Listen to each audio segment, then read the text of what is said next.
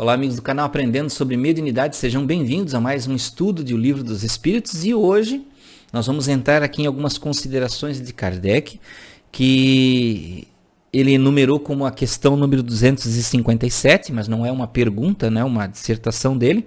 E Kardec situou essas considerações como ensaio teórico sobre a sensação dos espíritos. E ele inicia da seguinte forma: o corpo é um instrumento da dor. E se não é a sua causa primeira, pelo menos é a causa imediata. A alma tem a percepção da dor, mas essa percepção é um efeito. Então olha aqui que ele já define muita coisa aqui, que o corpo é o instrumento da dor. E se não é a sua causa primeira, é pelo menos a causa imediata, porque às vezes a dor é provocada lá atrás, o espírito provocou, mas o instrumento da existência da dor é o corpo carnal. E ele diz aqui que a alma tem percepção da dor, mas essa percepção é um efeito da dor que está no corpo. Então ele define muito bem aqui. A lembrança de que dela conserva pode ser muito penosa, contudo, não pode ter ação física.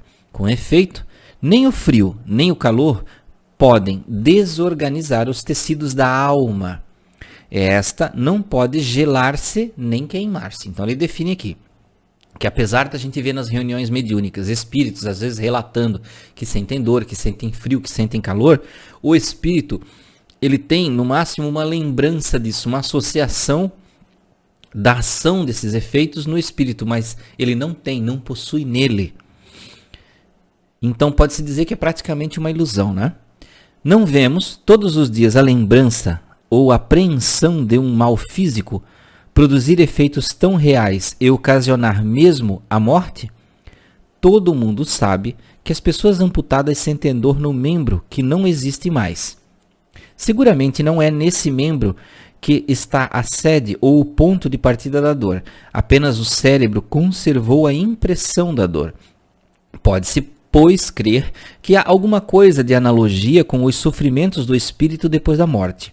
Um estudo mais aprofundado do perispírito, que desempenha um papel muito importante em todos os fenômenos espíritas, como as aparições vaporosas ou tangíveis, o estado do espírito no momento da morte, a ideia tão frequente de que ainda está vivo, o quadro tão comovente dos suicidas, dos supliciados, dos que se deixaram absorver dos prazeres materiais e tantos outros, vieram fazer luz sobre essa questão e dar lugar às explicações que damos aqui resumidas. Então ele explicita aqui que a dor vem de uma memória de algo que foi, digamos assim, martelado em nossa mente durante muito tempo, e o espírito pode preservar isso. Mas a gente pode fazer até uma associação aqui, né? Dessas dores que se prolongam na mente e refletem no espírito.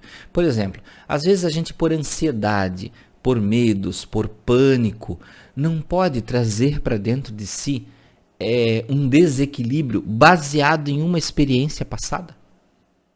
E por que isso não pode atormentar o espírito? Pode. Se acontece com o encarnado aqui na Terra, acontece com o desencarnado. Mas não quer dizer que a dor está lá. Assim como na ansiedade, no pânico, você sentir medo de queda de alguma coisa, não quer dizer que está acontecendo com você, mas está projetado uma experiência em você. E quem sabe, nesses casos, por exemplo, até da ansiedade e do pânico, não pode ter sido um trauma lá atrás, em uma vida passada, e que agora você sente o medo, você sente o horror da repetição disso.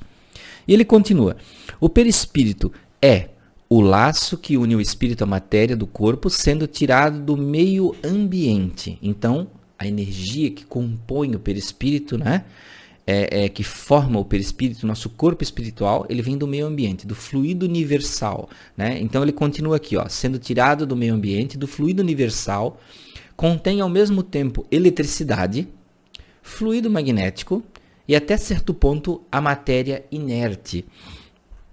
Poder-se-ia dizer que é a quintessência da matéria, o princípio da vida orgânica, mas não da vida intelectual. porque esta está no espírito. Então ele ainda apregoa que às vezes a gente define assim, né, que a inteligência está no cérebro, a mente está no cérebro. Não, a mente está habitando lá, mas ela não é o cérebro, né? Da mesma forma, o cérebro, ele tem a sua cópia perispiritual, o seu corpo espiritual, mas ainda assim a mente não está lá no corpo espiritual, está no espírito, né? E ele continua aqui da seguinte forma: e além disso, o agente das sensações externas no corpo, essas sensações estão localizadas pelos órgãos que lhes servem de canais. Destruído o corpo, as sensações ficam generalizadas. Eis porque o espírito não diz que sofre mais da cabeça do que dos pés. É preciso, de resto, não confundir as sensações do perispírito, que se tornou independente com as do corpo.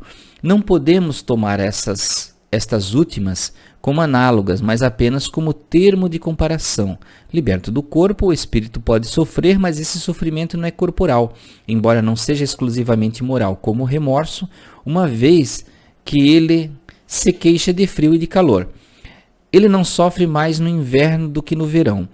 E o temos visto passar através das chamas, sem nada experimentar de penoso. A temperatura não lhes causa, pois, nenhuma impressão. A dor que ele sente não é propriamente uma dor física, mas um vago sentimento íntimo que o próprio espírito nem sempre entende, precisamente porque a dor não está localizada e não é produzida por agentes externos. É mais uma lembrança que uma realidade. Porém, uma recordação também penosa. Há algumas vezes, entretanto, que uma lembrança, como iremos ver. E aí ele continua aqui. A experiência nos ensina que no momento da morte o perispírito se liberta mais ou menos lentamente do corpo. Durante os primeiros instantes, o espírito não entende sua situação. Não se crê morto porque se sente vivo. Vê seu corpo de um lado, sabe que é seu, mas não entende porque está separado dele. Este estado perdura enquanto existe alguma ligação entre o corpo e o espírito.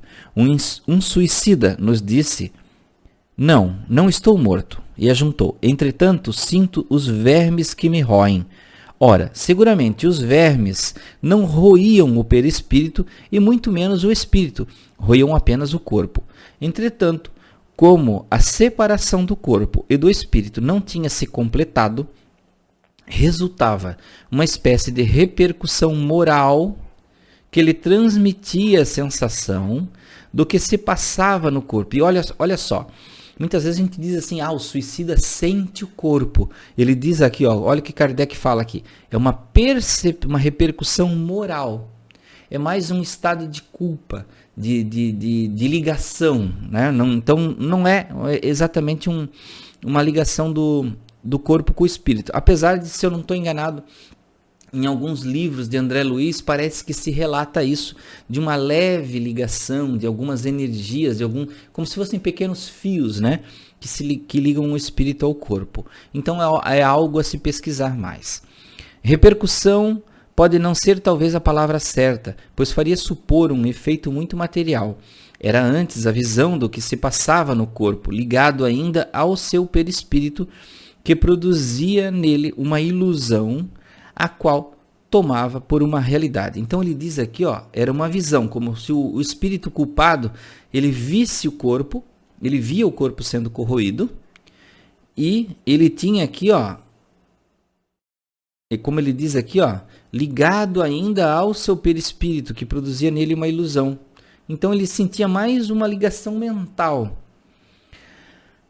Assim, não era uma lembrança, pois que durante a sua vida não havia sido roído pelos vermes. Era sentimento de um fato atual. Vê-se aí as deduções que se podem tirar dos fatos quando são observados atentamente. Durante a vida, o corpo recebe as impressões exteriores e as transmite ao espírito, e por intermédio do perispírito, que constitui provavelmente o que se chama de fluido nervoso. Morto o corpo, ele não sente mais nada, visto que não há mais nele espírito nem perispírito. O perispírito desprendido do corpo experimenta sensação, mas como esta sensação não lhe chega mas por um canal limitado, é generalizada.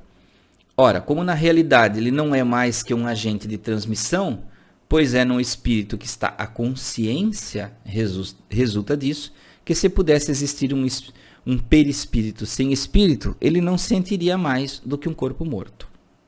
Da mesma forma, se o espírito não tivesse o perispírito, seria inacessível para toda sensação penosa, como ocorre com os espíritos completamente purificados.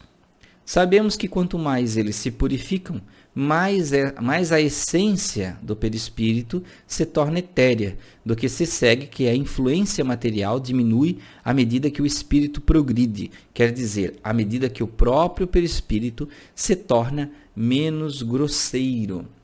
Então, meus amigos, para esse estudo aqui não ficar muito longo, nós vamos continuar esse mesmo assunto aqui do ensaio teórico sobre a sensação dos espíritos, porque tem muito material para se discutir e seria uma pena passar correndo aqui, lendo o material sem dar maiores explicações, tá? Então nós paramos aqui para continuar no próximo vídeo nosso estudo do Livro dos Espíritos, ainda sobre o ensaio teórico sobre as sensações nos espíritos, número 257. Até lá, até o próximo vídeo.